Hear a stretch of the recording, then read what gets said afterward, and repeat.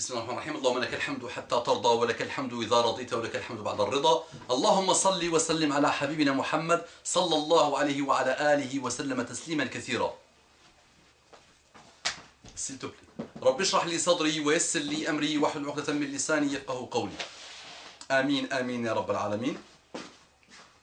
Assalamu alaikum wa rahmatullahi wa barakatuh. Que la paix d'Allah subhanahu wa ta'ala, sa miséricorde et ses bénédictions soient sur vous, mes frères et sœurs, partout dans le monde. Bonjour, mes frères et sœurs en humanité. Qu'Allah vous guide, qu'Allah me guide, qu'Allah nous guide, qu'Allah nous donne la sincérité de cœur et des actes. Allahumma arina al-haqqa haqqan warzuqna ittiba'ahu wa arina al-batila batilan warzuqna ijtinabahu. Allahumma ardina warda 'anna, Allahumma aqbalna wa taqabbal minna, Allahumma a'fu 'anna wa 'afina. Allahumma inna na'udhu bika min an-nifaq wa na'udhu bika min ash-shiqaq wa na'udhu bika min si'i al-akhlaq. Allahumma ya Rabbi ij'al ad-dunya fi aydina wa la taj'alha fi qulubina. Allahumma ya Rabbi ارحمنا واغفر لنا واهدنا واهد بنا واجعلنا سببا لمن اهتدى وصلى اللهم وسلم وزد وبارك على سيدنا محمد وعلى آله الطيبين الطاهرين آمين آمين يا رب العالمين صلى الله عليه وعلى آله وسلم تسليما كثيرا. Assalamu alaikum wa rahmatullahi wa barakatuh. Que la paix d'Allah subhanahu wa ta'ala, sa miséricorde et ses bénédictions soient sur vous, mes frères et sœurs partout dans le monde. Bonjour mes frères et sœurs en humanité. De temps en temps, je pense que mes dents sont une aura et j'essaie de les cacher. Mais non, montrons nos dons, s'il vous plaît. Sourions à nos frères et sœurs. Parfois, je suis trop concentré, donc je fais comme ça. J'ai trop sérieux, non. Sourire, s'il vous plaît, sourire.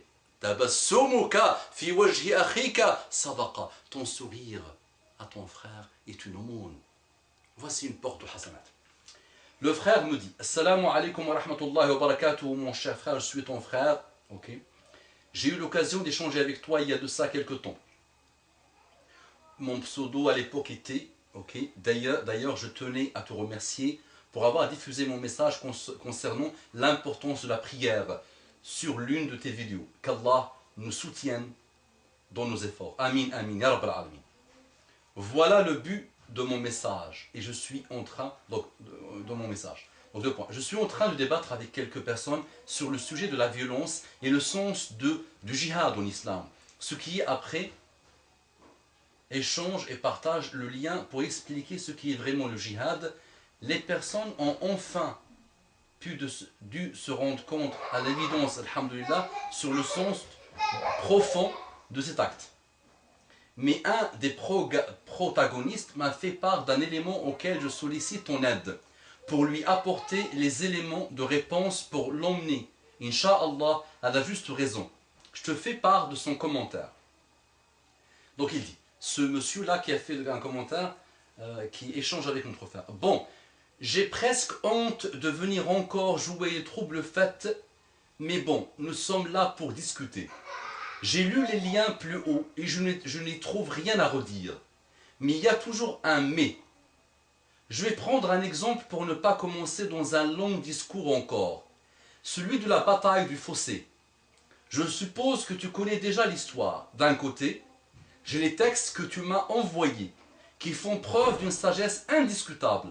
Mais d'un autre, il y a cette histoire de la bataille du fossé, où les Banu Qurayda, ces tribus juives, alliées au prophète, qui le trahissent par la suite, se font exterminer sous ordre du prophète lui-même. On parle de 600 au plus d'hommes décapités.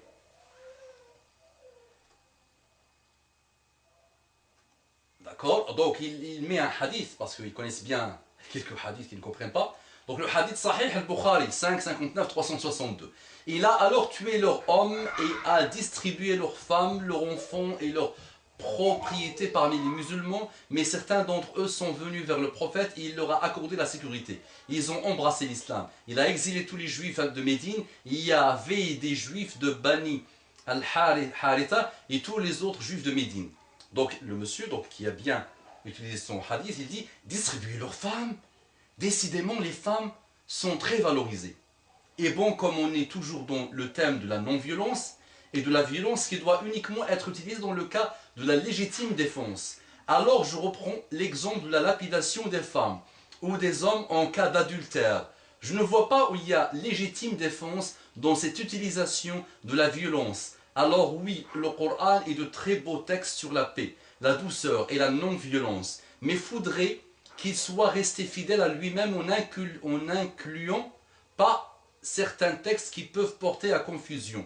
Voilà si, cher frère, tu pouvais... Voilà, donc ça c'est bon, il s'est arrêté l'autre qui lançait, donc là le monsieur qui m'a envoyé mal. Voilà, si cher frère, tu pouvais m'apporter tout ton soutien avec ton savoir et tes références, je t'en serais fort reconnaissant.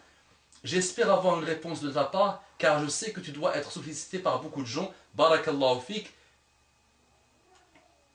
Qu'Allah te récompense pour tes efforts dans le sentier d'Allah. Salam alaikum wa rahmatullahi wa barakatuh, mon frère. Wa alaikum salam wa rahmatullahi wa barakatuh. Donc déjà, je trouve que la personne qui discute avec notre frère est une personne sincère. Parce que si tout le monde était comme ça, regarde, il lui dit,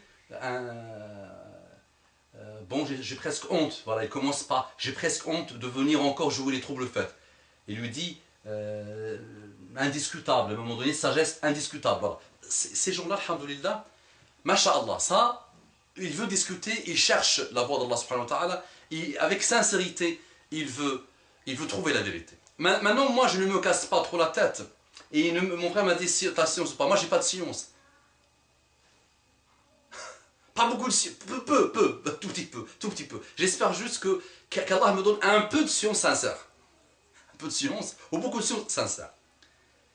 J'ai déjà répondu à quelques-uns, alhamdulillah, il y a un qui avait fait 70 vidéos contre Mahomet, alors que ça s'appelle Muhammad sallallahu alayhi wa sallam, et je lui avais répondu. Et je suis parti sur son site, j'ai écrit un article qu'il n'a pas laissé passer.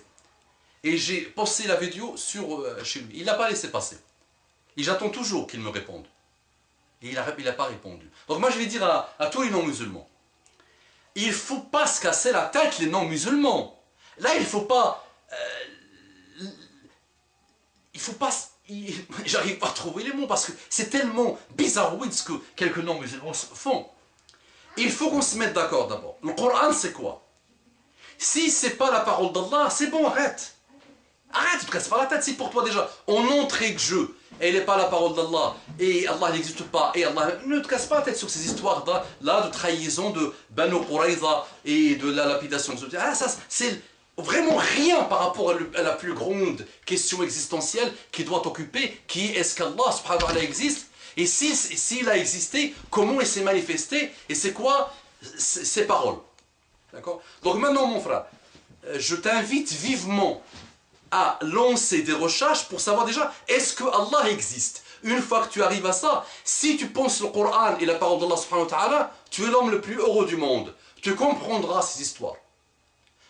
La haute trahison dans les lois d'aujourd'hui, qu'est-ce qu'elle mérite? Ceux qui ont trahi dans l'histoire humaine, de France, de Belgique, de Hollande et de tous les pays. Ceux qui ont trahi.